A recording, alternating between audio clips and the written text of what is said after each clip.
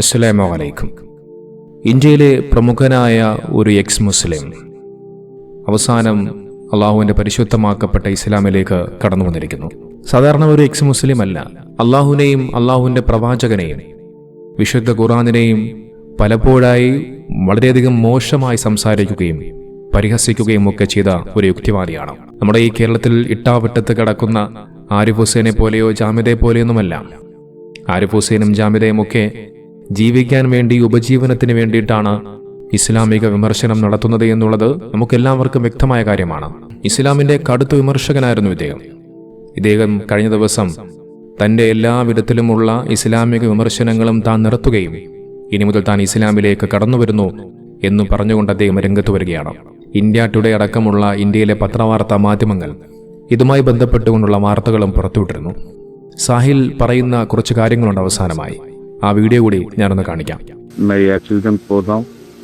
आप में से व्यक्ति को जिस किसी को भी मेरे बारे में जो भी जज करना है ये जज कर सकता है. मजाक उड़ाना है मेरा मजाक उड़ा सकता है, कोई बात नहीं. आप लोगों की चॉइस है, आप लोगों का हक है, आप कर सकते. तो ये एक्टिविज्म खत्म. मेरा दिल नहीं कर रहा है आप लोगों को छोड़ के जाने का, बिल्कुल नहीं कर रहा. लेकिन मुझे लाइक रोकनी पड़ेगी. കാലാകാലങ്ങളായി ഇസ്ലാമിനെ നിരന്തരമായി കൊണ്ട് ഈ മനുഷ്യൻ വിമർശിച്ചുകൊണ്ടേയിരുന്നു. ഒരുപാട് ആളുകൾ ഈ മനുഷ്യനെ ഫോളോ ചെയ്തിരുന്നു. ഏകദേശം 6 ലക്ഷത്തിലധികം സബ്സ്ക്രൈബേഴ്സൊക്കെ ഉള്ള ഒരു യൂട്യൂബ് ചാനൽ ഉണ്ടായിരുന്നു. എന്നാൽ ആ യൂട്യൂബ് ചാനൽ പിന്നീട് യൂട്യൂബ് ബ്ലോക്ക് ചെയ്യുകയാണ്. അതിൽ നിന്നും നിങ്ങൾക്ക് മനസ്സിലാക്കാം ഈ സാഹിൽ എന്ന് പറയുന്ന ഈ മനുഷ്യൻ ഇസ്ലാമിനെ എത്രത്തോളം വളരെയധികം മോശമാക്കി സംസാരിച്ചിരുന്നു എന്നുള്ളത്. പ്രവാചകർ മുഹമ്മദ് നബി സല്ലല്ലാഹു അലൈഹി വസല്ലം തങ്ങളെയും അള്ളാഹുവിനെയും ഒക്കെ വളരെയധികം മോശമാക്കിക്കൊണ്ടായിരുന്നു പലപ്പോഴായി സംസാരിച്ചു വെച്ചത്. ഇവിടെ ആരിഫ് ഹുസൈനെ സംഘികളും ക്രിസംഘികളും സപ്പോർട്ട് ചെയ്യുന്നത് പോലെ തന്നെ സാഹിലിന്റെ ആ ഒരു മതവിമർശനം കേൾക്കാനും അതിനെ സപ്പോർട്ട് ചെയ്യാനുമൊക്കെ നിരവധി ആളുകൾ സാഹിലിനുണ്ടായിരുന്നു. നിരവധി സബ്സ്ക്രൈബേഴ്സ് ഉണ്ടായിരുന്നു. ഇൻസ്റ്റഗ്രാമിലായിക്കൊള്ളട്ടെ, ഫേസ്ബുക്കിലായിക്കൊള്ളട്ടെ, എല്ലാ സാമൂഹിക മാധ്യമ പേജുകളിലും വലിയ ഫോളോവേഴ്സ് ഉള്ള ഒരു വ്യക്തിയായിരുന്നു സാഹിൽ. അവസാനം അദ്ദേഹം വിമർശനം നിർത്തുന്നുവെന്ന് പറഞ്ഞുകൊണ്ട് മതവിമർശനം നടത്തിയിരുന്ന എല്ലാ സോഷ്യൽ മീഡിയ പേജുകളും ആ മനുഷ്യൻ അവസാനം ഡിലീറ്റ് ചെയ്യുകയാണ്. സത്യം എന്താണെന്നുള്ളത് ആ മനുഷ്യൻ തിരിച്ചറിയുകയാണ്. ഇസ്ലാമിലേക്ക് ഇങ്ങനെ പെട്ടെന്ന് തിരിച്ചു വരാനുള്ള കാരണം എന്താണെന്ന് ചോദിച്ചപ്പോൾ സാഹിൽ അതിന് തിരിച്ചു പറയുന്ന മറുപടി തന്റെ ഉമ്മ അവസാനമായി പറഞ്ഞു വച്ച വാക്കുകൾ എന്നായിരുന്നു. തന്റെ ഉമ്മയുടെ അവസാനത്തെ ആഗ്രഹമായിരുന്നു തന്റെ മകൻ ഇസ്ലാമിലേക്ക് തിരിച്ചു വരണമെന്നുള്ളത്. അങ്ങനെ തന്റെ ഉമ്മയുടെ ആഗ്രഹപ്രകാരം സാഹിൽ ഇസ്ലാമിലേക്ക് തിരിച്ചു വരികയാണ്. ഇതിൽ ഏറ്റവും വലിയ തമാശയായി തോന്നുന്നത് സാഹിലിന്റെ ഇപ്പോൾ നിലവിലുള്ള കുറച്ച് വീഡിയോകൾക്ക് താഴെ കുറെ എക്സ് മുസ്ലിമീങ്ങൾ താഴെ വന്നുകൊണ്ട് നിങ്ങൾ തിരിച്ച് എക്സ് മുസ്ലിമിലേക്ക് കടന്നു വരൂ എന്ന് അദ്ദേഹത്തിനോട് അപേക്ഷിക്കുന്ന, മെഴുകുന്ന, കരയുന്ന കാഴ്ചയാണ് കാണാൻ സാധിക്കുന്നത്. അതിൽ കൂട്ടത്തിൽ കേരളത്തിലെ കുറെ എക്സ് മുസ്ലിമീങ്ങളെയും കാണാൻ സാധിക്കുന്നുണ്ട്. നോക്കൂ, സാഹിൽ ഇസ്ലാമിക വിമർശനം നിർത്തി തിരിച്ച് ഇസ്ലാമിലേക്ക് കടന്നു വന്നതിന് ശേഷം അദ്ദേഹം പറഞ്ഞ കുറച്ച് കാര്യങ്ങളുണ്ടായിരുന്നു. ആളുകൾക്ക് എന്നെ വിലയിരുത്താം, പരിഹസിക്കാം, അങ്ങനെ ചെയ്യാൻ അവർക്ക് അവകാശമുണ്ട്. സ്വാഭാവികമാണ്. നമുക്കെല്ലാവർക്കും അറിയാം, ഇത്രയും വർഷക്കാലം ഇസ്ലാമിനെ നിരന്തരമായി പരിഹസിച്ചുകൊണ്ടിരുന്ന ഒരു മനുഷ്യൻ ഇസ്ലാമിലേക്ക് തിരിച്ചു വരുമ്പോൾ സ്വാഭാവികമെന്നോണം അദ്ദേഹത്തിനെതിരെ വലിയ രീതിയിലുള്ള കളിയാക്കലുകളും പരിഹാസങ്ങളും ഒക്കെ ഉണ്ടാകാം. പക്ഷെ അതെല്ലാം അത് ആളുകളുടെ അവകാശമാണെന്ന് പറഞ്ഞുകൊണ്ട് അത് മനോഹരമായി അദ്ദേഹം സംസാരിച്ചു വയ്ക്കുകയാണ്. നോക്കൂ, ആരായിരുന്നാലും ശരി, എത്ര തന്നെ ഇസ്ലാമിനെ കളിയാക്കിയാലും വിമർശിച്ചാലും ആ മനുഷ്യൻ സത്യം മനസ്സിലാക്കി ഇസ്ലാമിലേക്ക് തിരിച്ചു വന്നു കഴിഞ്ഞാൽ അത് ഇസ്ലാം മത വിശ്വാസികൾ അത് സ്നേഹത്തോടുകൂടി കഴിഞ്ഞതെല്ലാം മറന്ന് ആ മനുഷ്യനെ ചേർത്ത് പിടിക്കുന്ന കാഴ്ചകൾ തന്നെയാണ് കാണാൻ സാധിക്കുന്നത്. നമുക്കറിയാം, നമ്മുടെ കേരളത്തിൽ അയ്യൂബ് മൗലവി എന്ന് പറയുന്ന ഇതിനു മുമ്പ് എക്സ് മുസ്ലിം അല്ലെങ്കിൽ യുക്തിവാദിയായിരുന്ന മനുഷ്യൻ, ആ മനുഷ്യൻ നിരന്തരമായി കൊണ്ട് ഇസ്ലാമിനെ പലപ്പോഴായി അവഹേളിച്ചുകൊണ്ടേയിരുന്നു. പല കളിയാക്കലുകളും പല പരിഹാസങ്ങളും നടത്തിക്കൊണ്ടേയിരുന്നു. അവസാനം എന്താണ് സംഭവിച്ചത് എന്നുള്ളത് നാം എല്ലാവരും കണ്ടതാണ്. അയ്യൂബ് മൗലവി അവസാനം തിരിച്ച് ഇസ്ലാമിലേക്ക് കടന്നു വരുന്ന ആ മനോഹരമായ കാഴ്ചയാണ് നാം എല്ലാവരും കണ്ടത്. ഈ സാഹിൽ എന്ന് പറയപ്പെടുന്ന മനുഷ്യൻ പല വേദികളിൽ പങ്കെടുത്തിട്ടുണ്ട്. ഇസ്ലാമിക വിമർശനത്തിന്റെ പേരിൽ പല വേദികളിൽ പല മതപണ്ഡിതന്മാരുമായി സംവാദം നടത്തിയിട്ടുണ്ട്.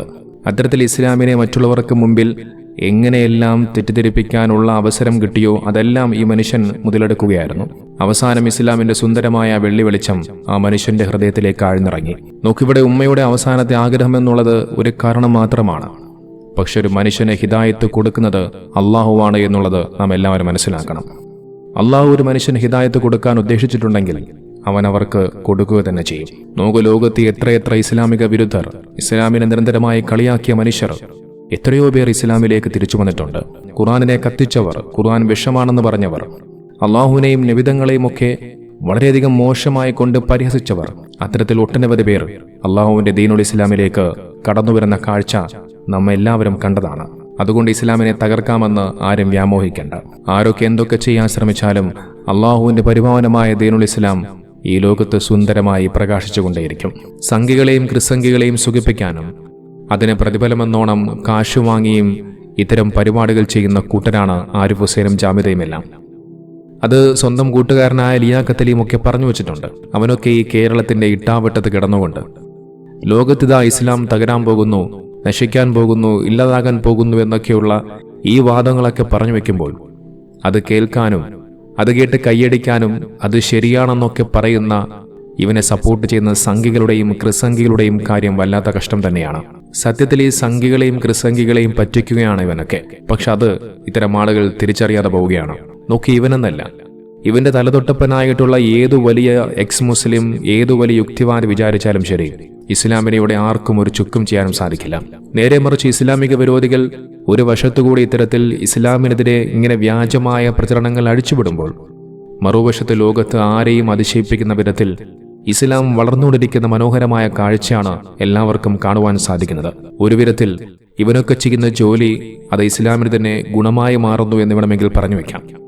കാരണം ഇത്തരം യുക്തിവാദികൾ ഇസ്ലാമിനെ കുറിച്ച് ഇങ്ങനെ കുറെ കാര്യങ്ങൾ പറഞ്ഞു വെക്കുമ്പോൾ അതിന്റെ സത്യാവസ്ഥ മനസ്സിലാക്കാൻ വേണ്ടി ആളുകൾ ഇസ്ലാമിനെ കുറിച്ച് പഠിക്കുകയും അതിലേക്ക് ആളുകൾ ഇസ്ലാമിലേക്ക് കടന്നുവരികയും ചെയ്യുന്നുണ്ട് എന്നുള്ളത് നാം എല്ലാവരും മനസ്സിലാക്കേണ്ടതുണ്ട്. നോക്കൂ, നിലവിൽ ഇപ്പോൾ ലോകത്തെ ഏറ്റവും വലിയ മതമെന്ന് പറയുന്നത് ക്രൈസ്തവ മതമാണ്. രണ്ടാമതായി ഇസ്ലാം മതമാണ്. ഇനി ഏതാനും കുറച്ച് വർഷങ്ങൾ കഴിയുമ്പോൾ, ഏകദേശം 2070 ആകുമ്പോഴേക്കും ഇസ്ലാം മതം 1-ാം സ്ഥാനത്തേക്ക് എത്തുമെന്നാണ് അമേരിക്കയിലെ പ്യൂ റിസർച്ച് സെന്റർ അതുമായി ബന്ധപ്പെട്ടുകൊണ്ടുള്ള റിപ്പോർട്ടുകൾ പുറത്തുവിടുന്നത്. ആ പ്യൂ റിസർച്ച് സെന്റർ എന്ന് പറയുന്നത് ഏതെങ്കിലും ഒരു മുസ്ലിമായ വ്യക്തികളുടെ കൂട്ടായ്മയുടെ ഭാഗമായിട്ട് പ്രവർത്തിക്കുന്ന ഒരു സ്ഥാപനമല്ല എന്നുള്ളത് പ്രത്യേകം മനസ്സിലാക്കേണ്ടതുണ്ട്. അത്തരത്തിൽ ലോകം പോലും അംഗീകരിക്കുകയാണ്.